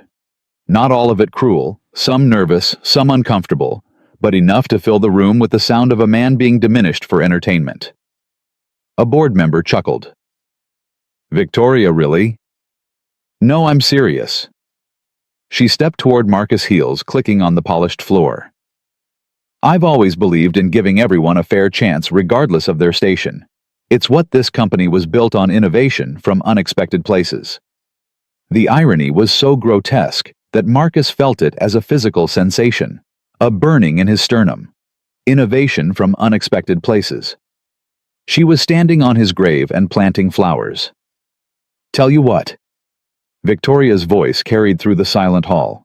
"I'll make you a deal. If you can fix our processor, our classified next-generation quantum computing system, I'll personally write you a check for $50,000, right here, right now." The crowd stirred. Phones came out. Someone started recording. But Victoria continued stepping closer until Marcus could smell that perfume again, the one that haunted him. The one that smelled like trust and lies and everything he'd lost. "If you damage our multi-million-dollar prototype, you'll be liable. You and anyone connected to you. Am I understood?" Peterson stepped forward. "Miss Reeves, this is completely inappropriate. If an untrained person touches this equipment, let the man decide." Victoria's eyes never left Marcus. Up close, something shifted in her face. A flicker. A half-second of uncertainty, like a computer encountering an input it hadn't been programmed for. She was looking at his eyes, his hands. Something in the back of her mind was trying to open a file she'd thought she'd deleted permanently. Then it passed. She smiled. The polished, predatory, absolute smile of a woman who had never lost a game she'd rigged. "So what do you say? Janitor, show us what you've got. Or get back to your mop." Marcus stood in the center of that room, 100 phones pointed at him, 100 faces waiting for the punchline, and felt the weight of 5 years of silence pressing on his chest like a stone slab. His heart hammered. Sweat ran down his spine. The exit was right there. 15 steps, and he'd be gone. Back to the corridors, back to the cart, back to the apartment in Roxbury where Zoe was sleeping in his MIT sweatshirt and the walls were covered in schematics nobody would ever see. He could leave. He should leave. Every rational calculation, every promise he'd made to himself about survival and protection and keeping his head down, all of it pointed toward the door. Then his phone buzzed. A text from Mrs. Patterson. A photo. Zoe asleep on the couch, the book about planets open on her chest, the MIT sweatshirt bunched around her small frame. And below the photo, a text Zoe had typed before falling asleep. The letters clumsy and misspelled the way 9-year-olds write when they're trying to sound grown up. "Good night, Daddy. I'm going to be a scientist like you were." Like you were. Past tense. Marcus stared at those words. Like you were. His daughter had already buried him, had already accepted the story the world told about her father, that he was nothing, that he had been something once, but wasn't anymore. That the man who mopped floors was the real Marcus Cole, and the man who built quantum architectures was a ghost. She was 9 years old, and she was already mourning a version of him she'd never known.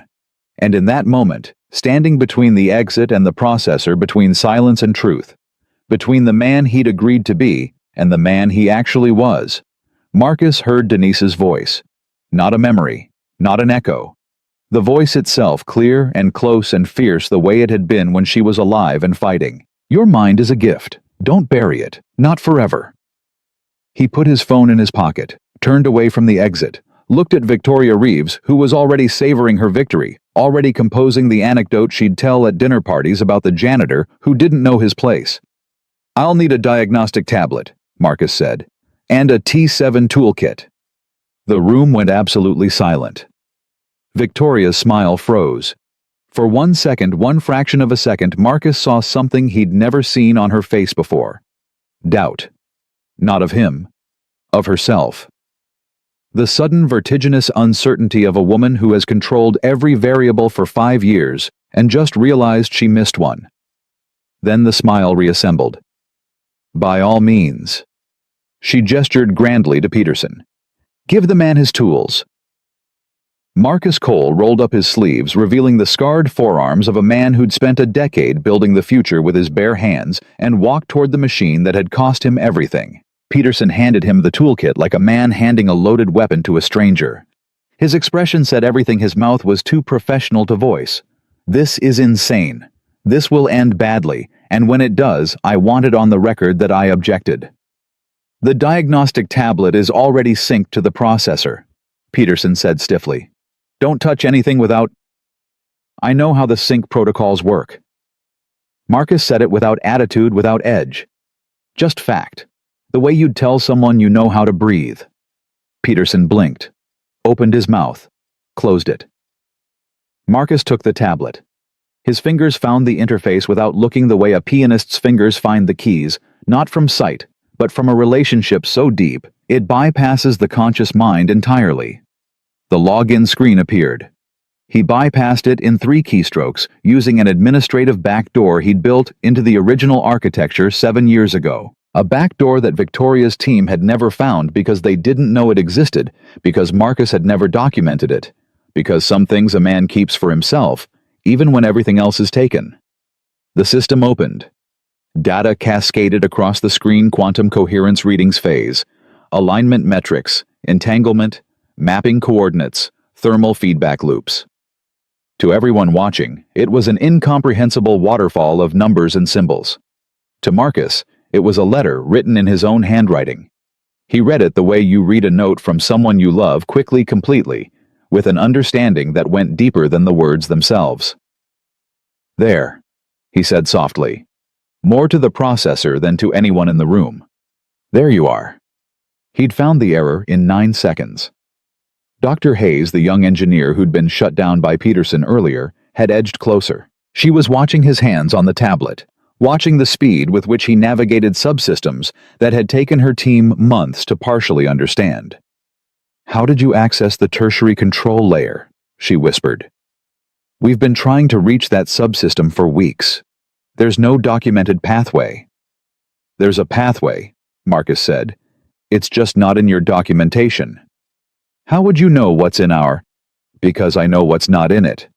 Hayes stared at him. Something was clicking behind her eyes. Not recognition of his face, but recognition of his fluency. The way a linguist recognizes a native speaker. This man wasn't guessing. He wasn't improvising. He was home. Victoria watched from 10 feet away, her arms crossed, her smile still in place, but hardening at the edges like plaster beginning to crack. The crowd had gone quiet in a different way now. Not the amused silence of people watching a joke unfold, but the focused silence of people watching something they didn't expect and couldn't yet categorize. Marcus pulled up the core algorithm. His algorithm. Modified, restructured, annotated by a dozen hands that had tried to improve what they didn't understand, but underneath all the revisions, unmistakably his. He could feel it the way a parent feels their child's presence in a crowd. The bones were his. The DNA was his. Everything else was scar tissue. "The entanglement mapping is inverted," he said loud enough for the engineering team to hear. "You're trying to synchronize quantum state collapse instead of preventing it." Peterson stepped forward. "That's the standard approach. Every model of quantum coherence management is built on state synchronization." "Every model is wrong." Marcus didn't look up. His fingers were moving across the interface, now pulling up subroutines nested 3 levels below where Peterson's team had ever ventured. The architecture wasn't designed for synchronization. It was designed for resonance. You're treating quantum states like variables to be controlled. They're not. They're partners to be harmonized. That's not in any published theoretical framework. I know. I wrote it before it was published. And then it wasn't published because I wasn't allowed to publish it. The words landed in the room like a dropped glass. Sharp. Irretrievable. Marcus heard them come out of his own mouth and felt something between terror and liberation, the feeling of a man stepping off a cliff and discovering mid-fall that he can fly. Peterson looked at Victoria. Victoria's smile was gone. "What exactly are you saying?" Peterson asked carefully. Marcus didn't answer directly. He was working now, truly working, and the sensation was like oxygen after years of holding his breath. His hands knew where to go. His mind moved through the architecture at a speed that felt less like thought and more like instinct, bypassing the damaged modifications, finding the original pathways buried beneath years of misguided revision, reconnecting circuits that had been severed by engineers who didn't understand why they existed. The room watched a man transform. Not gradually, not in stages, but all at once, like a light being switched on in a room everyone had assumed was empty. The janitor was gone. In his place stood someone whose every movement radiated a mastery so complete it was almost uncomfortable to witness.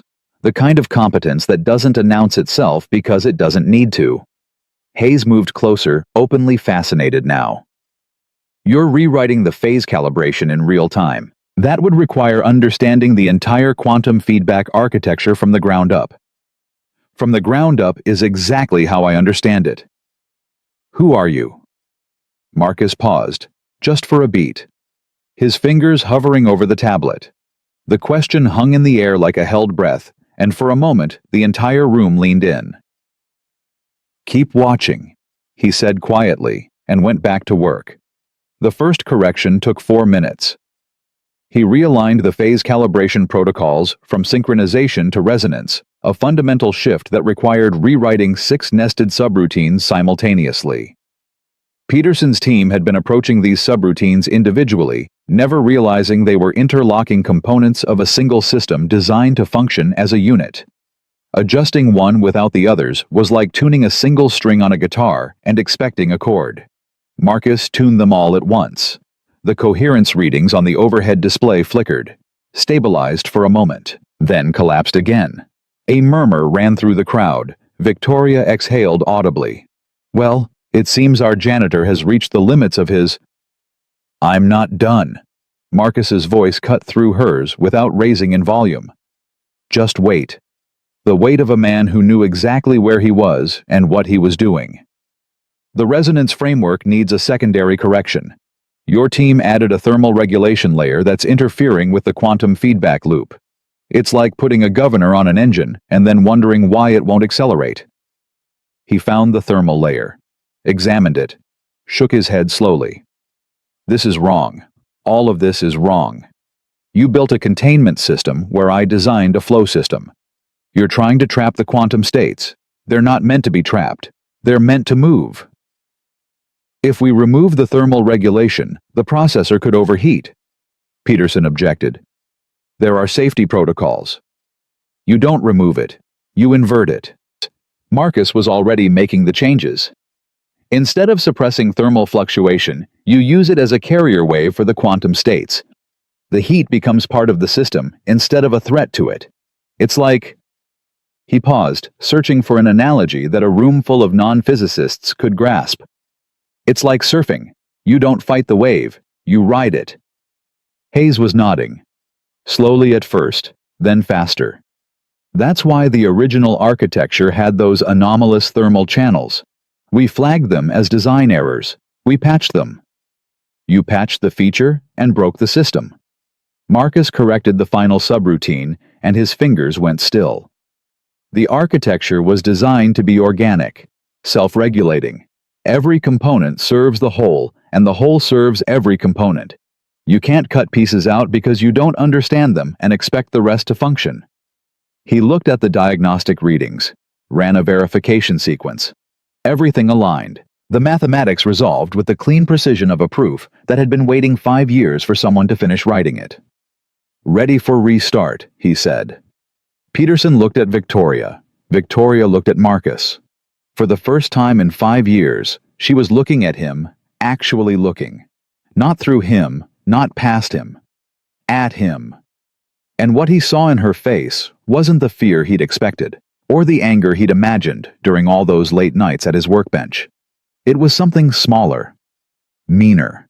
The particular expression of someone who has just realized that the thing they buried is standing in front of them, alive and breathing and undeniable. Go ahead, she said. Her voice was controlled, but the control itself was telling. The control of someone holding a cracked dam together with their hands. Marcus initiated the restart sequence. For 3 seconds, nothing happened. The processor sat silent. The holographic display above it remained dark. The crowd held its collective breath. Peterson's face was a mask of professional dread. Victoria's fingers tightened on her own arms, her crossed-arm posture now less confident and more defensive, a woman bracing for impact. Then the processor hummed. Not the strained, stuttering hum of a system fighting itself. A clear, steady, resonant tone, like a tuning fork finding its frequency. The holographic display bloomed to life. Quantum coherence readings climbed. Past the 12-second barrier that had been Peterson's ceiling. Past 30 seconds. Past a minute. Past 2 minutes. The numbers kept rising stable and clean, each second a monument to an architecture that was finally, after 5 years of captivity, doing what it was built to do. Hayes grabbed Peterson's arm. "Are you seeing this? The coherence levels are—" "I see it." Peterson's voice was barely a whisper. "That's not possible." "And yet," Hayes said. The coherence readings hit 5 minutes and showed no sign of degrading. 5 minutes of stable quantum processing.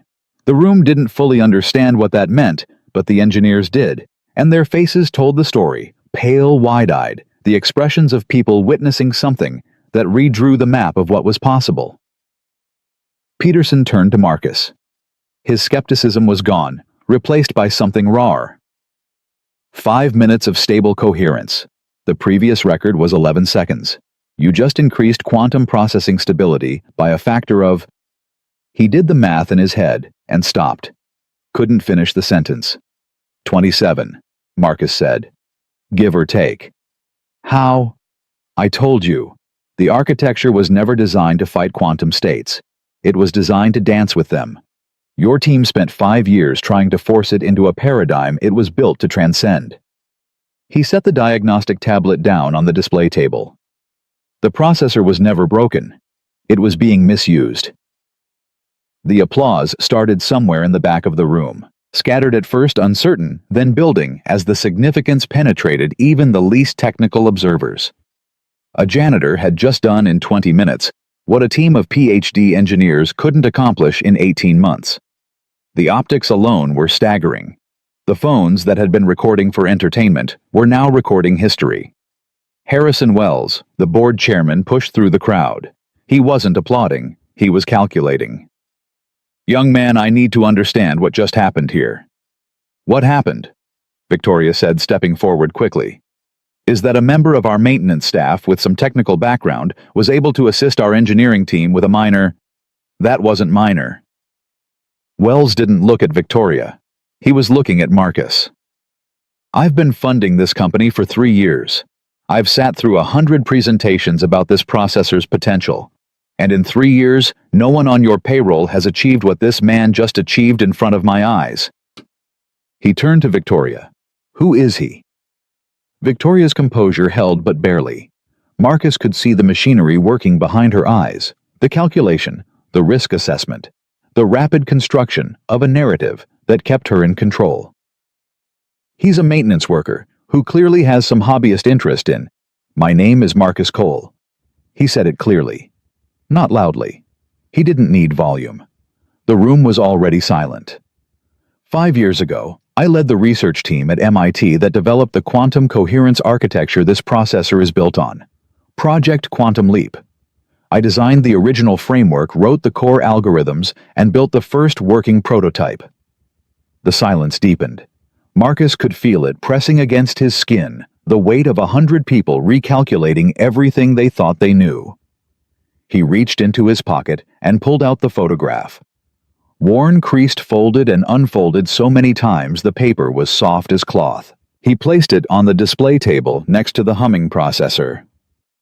Himself, at 23, standing with Dr. Chen and the MIT team, holding the prototype. On the back, Marcus Cole, lead architect Project Quantum Leap. This technology was stolen from me, Marcus said. The contracts were manipulated. My research was copied. My witnesses were silenced. My wife was denied medical treatment as leverage to force my compliance. His voice stayed level, steady. The voice of a man who was not performing emotion, but simply stating fact, the way you'd read coordinates off a map. I signed a non-disclosure agreement under duress to save my wife's life. She died anyway, and I spent 5 years cleaning floors in this building because it was the only way to keep my daughter fed and insured. The room erupted. Not in applause this time, in noise. Pure, chaotic human noise. Gasps, exclamations. The particular sound of a crowd that has just been told the ground under their feet is not what they thought it was. Reporters who had been live streaming the amusing spectacle of a janitor playing scientist were now frantically calling editors, revising headlines in real time, from comedy to catastrophe. "That is a lie." Victoria's voice cut through the noise. Sharp, practiced, automatic, the reflex of a woman who had spent her entire career controlling narrative. "This man is a disgruntled former contractor who was terminated for cause. His claims about the technology are fabricated, and any suggestion of coercion is..." "Victoria." Harrison Wells held up his hand. The single word spoken with the quiet authority of a man who controlled more money than most countries was enough. Victoria stopped. "I want to hear the rest." Marcus looked at Victoria. She was standing 5 feet from him, and for the first time they were on the same level. Not CEO and janitor, not predator and prey. Just two people, one of whom had built something extraordinary, and one of whom had taken it. "I don't want revenge," Marcus said.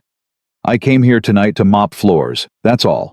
I was going to keep my head down and go home to my daughter the same way I've done every night for 5 years.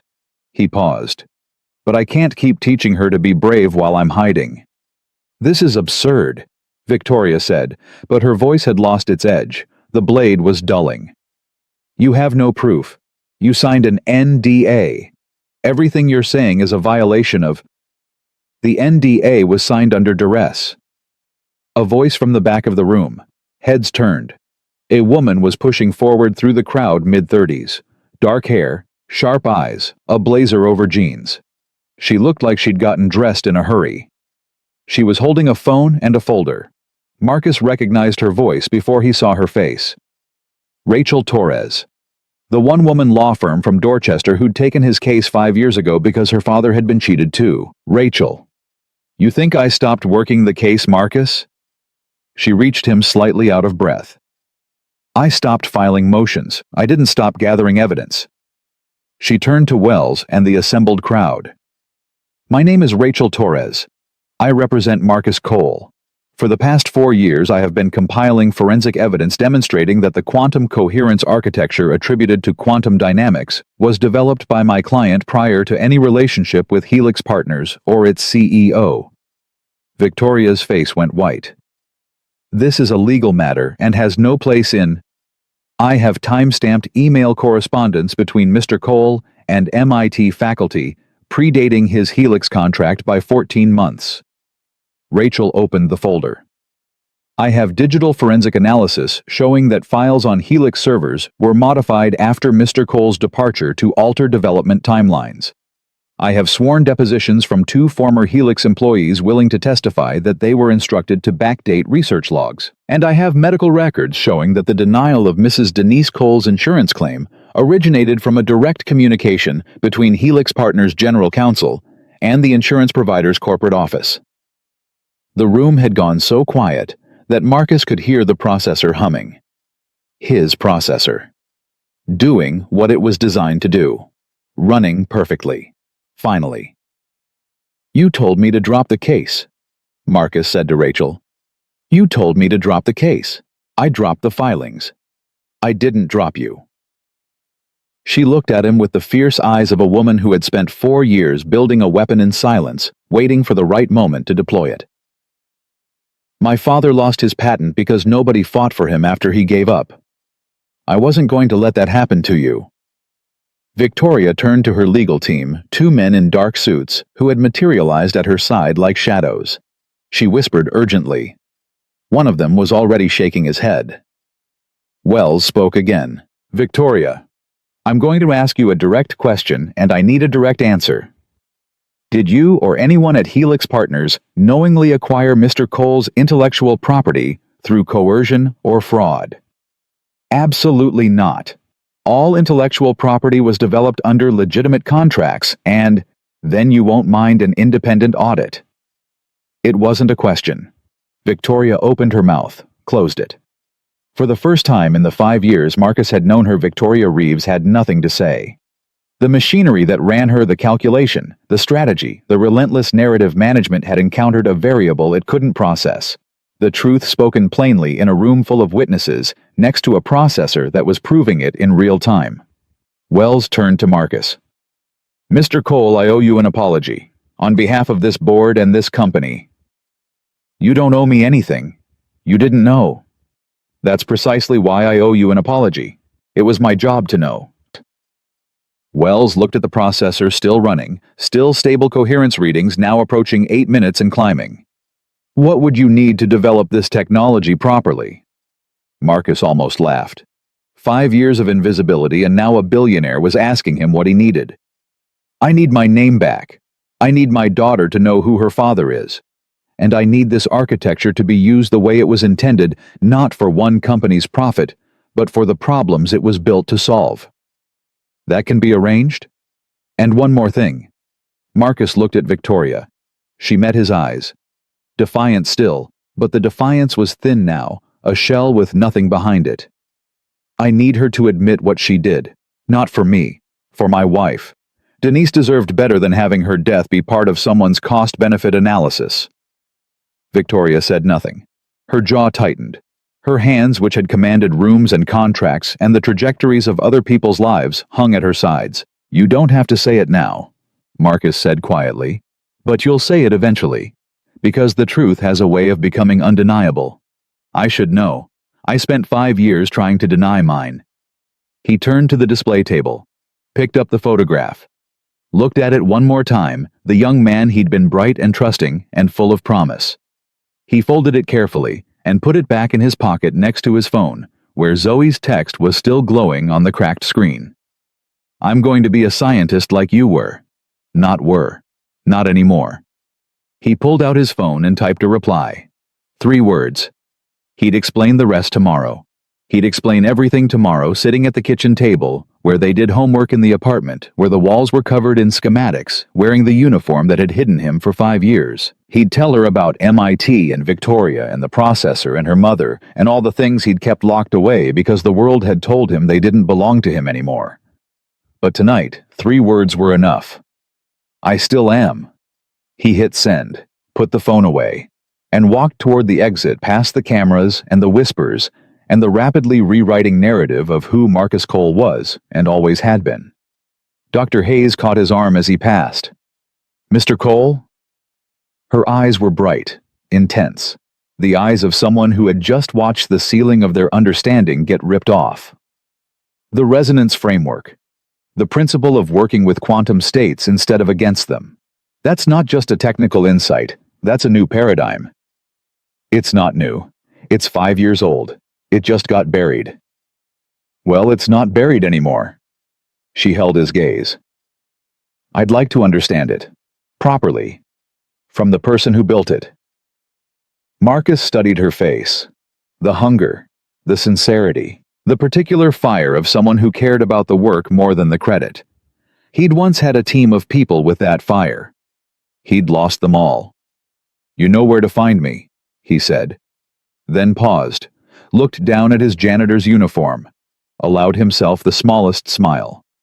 Actually, after tonight, I'm not sure where you'll find me, but I'll be around. He walked out of the demonstration hall. The corridor was empty, quiet. The same corridor he'd mopped 1,000 times, its marble floors reflecting the overhead lights in long, wavering lines. Marcus stood there for a moment, just breathing, feeling the strange vertiginous weightlessness of a man who has carried a stone for 5 years and set it down. He wasn't naive enough to think it was over.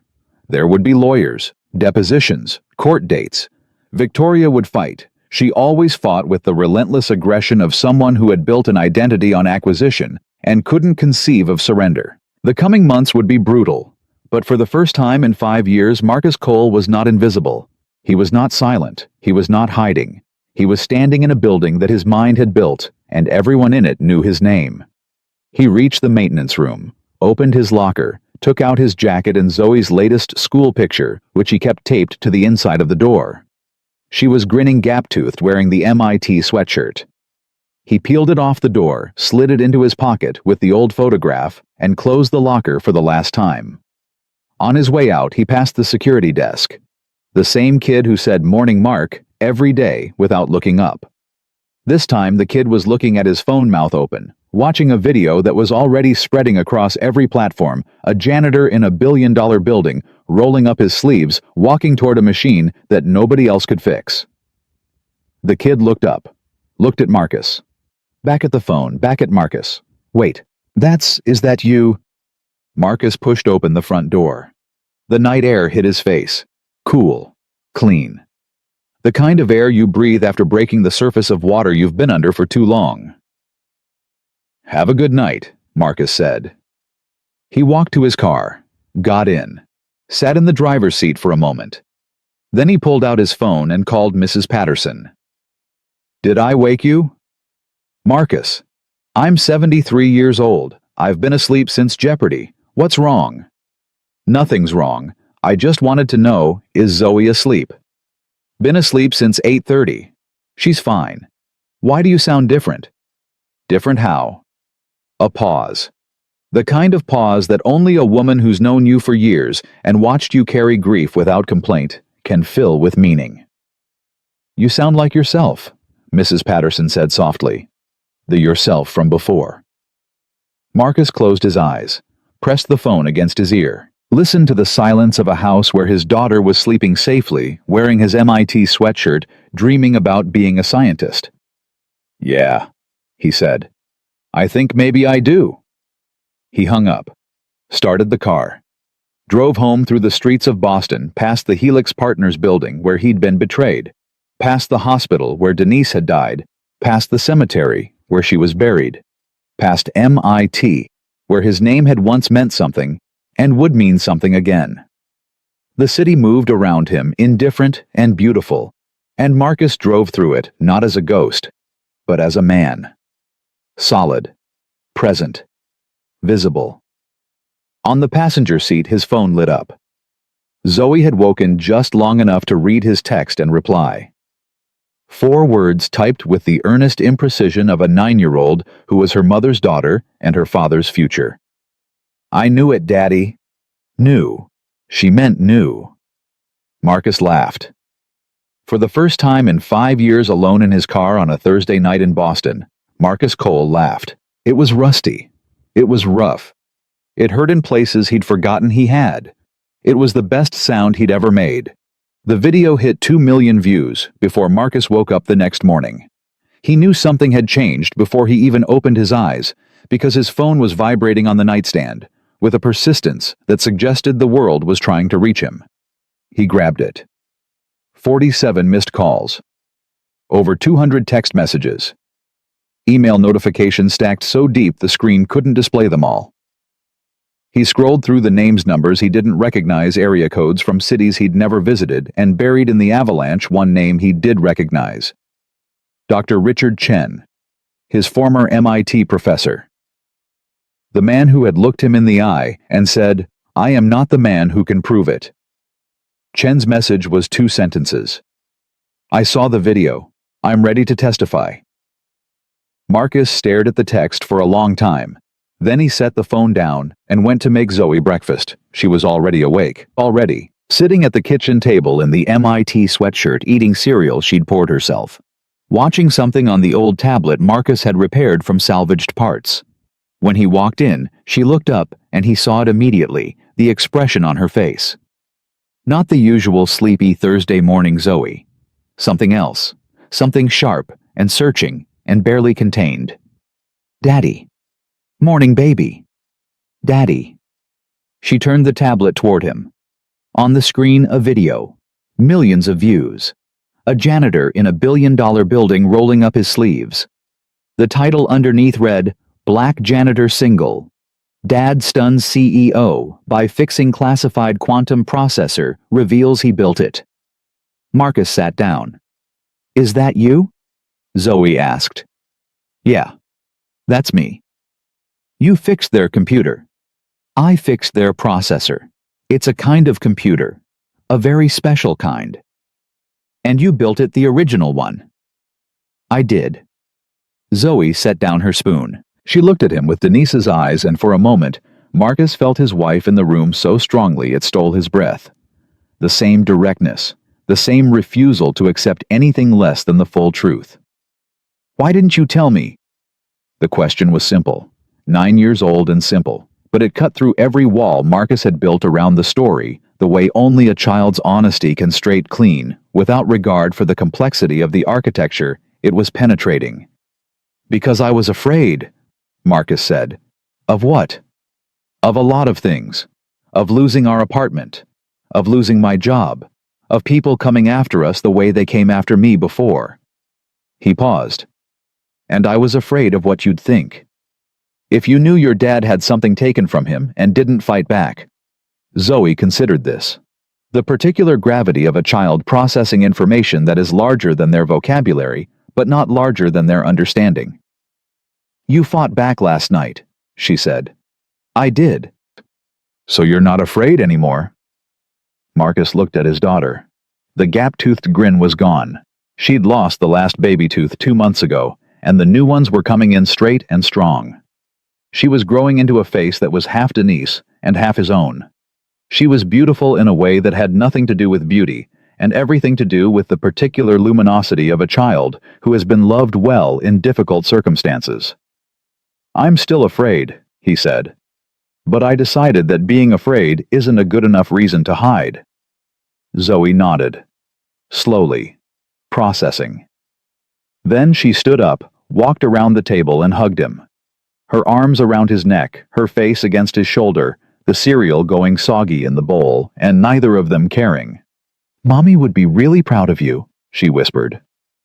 Marcus held her, closed his eyes. Let himself feel it. Not just the grief that never left, but the pride and the love and the strange aching joy of being known by the person who mattered most. "She'd be proud of both of us," he said. The weeks that followed were a hurricane. Rachel Torres filed a comprehensive intellectual property lawsuit against Quantum Dynamics and Victoria Reeves personally within 72 hours of the showcase. The forensic evidence she'd spent 4 years assembling was devastating time-stamped emails, altered server logs, the depositions from former Helix employees who had been waiting for someone brave enough to go first. Dr. Chen submitted a sworn affidavit confirming that Marcus's quantum coherence architecture predated any involvement with Helix partners. Professor Ibarra followed within a week, her sudden research grant from the Helix subsidiary having expired conveniently, her conscience no longer anchored by financial dependence. Even Tom Liu, the Caltech researcher whose visa had been held hostage, sent a written statement from Beijing where he'd relocated. The dam didn't break. It evaporated. One day it was there, massive, institutional, seemingly permanent, and the next it was gone, dissolved by the simple corrosive power of truth, spoken in a room full of witnesses. Victoria fought. Of course she fought. Her legal team filed motions to dismiss counterclaims for breach of NDA injunctions against Marcus discussing proprietary technology. They deployed every weapon in the corporate legal arsenal, the kind of warfare designed not to win on merit, but to exhaust the opposition financially and emotionally. But the battlefield had changed. The viral video had attracted attention that Victoria's legal team couldn't suppress. 3 major news outlets ran investigations. A congressional subcommittee expressed interest. 2 venture capital firms that had invested in Quantum Dynamics publicly demanded an independent audit of the company's intellectual property claims. And then the employees started talking. Peterson was the first. He called Marcus on a Sunday evening, his voice carrying the careful weight of a man who has been arguing with his own conscience and lost. "I want you to know," Peterson said, "that I didn't know. When they hired me, the architecture was presented as proprietary quantum dynamics technology.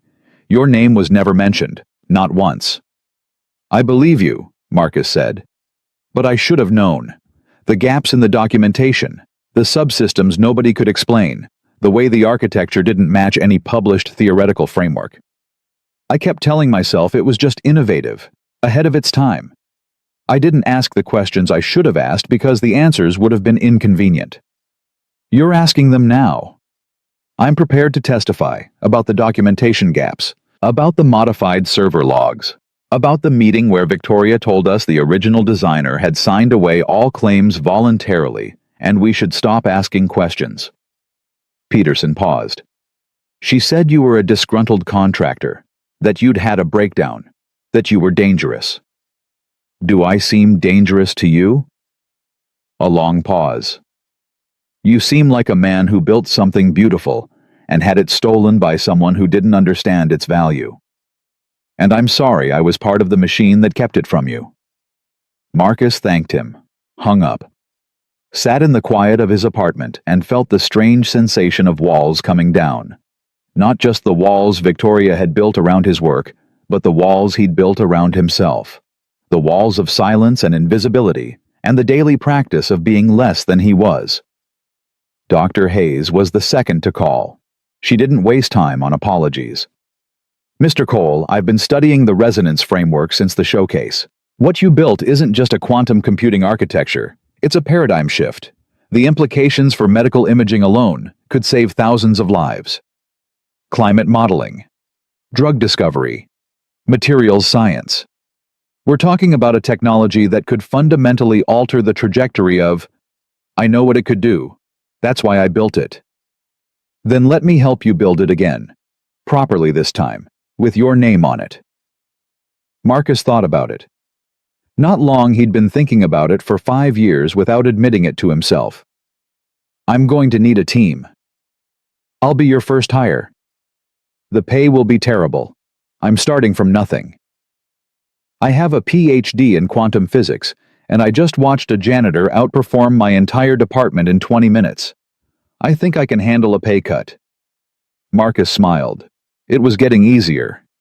The muscles remembered even if the habit had atrophied.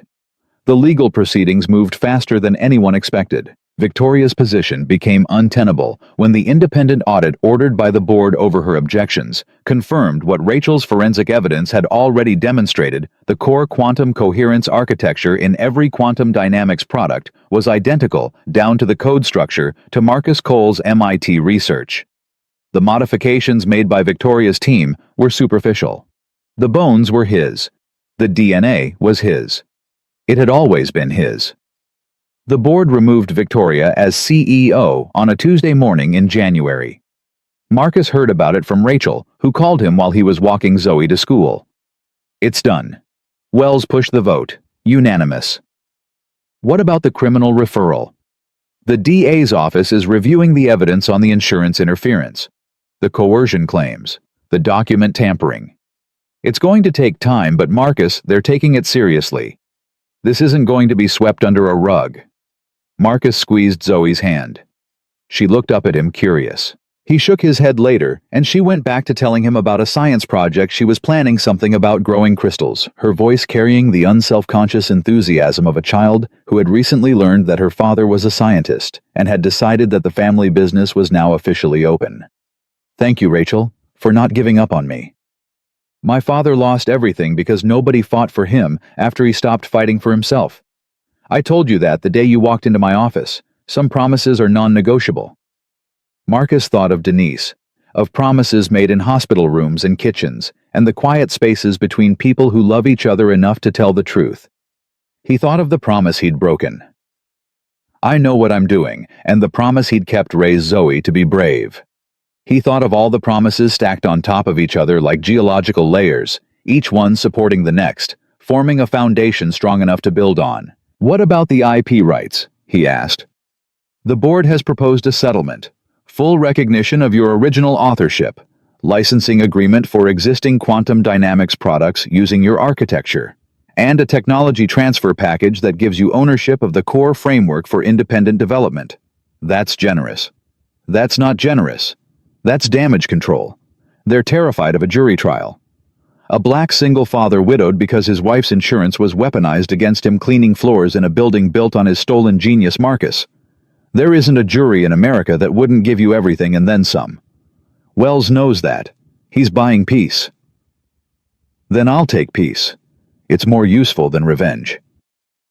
He saw Victoria one more time, 3 months later across a courtroom. She was wearing gray, not the calculated gray of power dressing, but the flat, institutional gray of someone whose wardrobe had been stripped of its purpose. Her auburn hair was pulled back. No severe bob. No crimson dress. She looked smaller than he remembered, and older, as if the machinery that had animated her had been unplugged, and the frame left behind was just a frame. Their eyes met across the room. Marcus didn't look away, neither did she. He expected to feel something.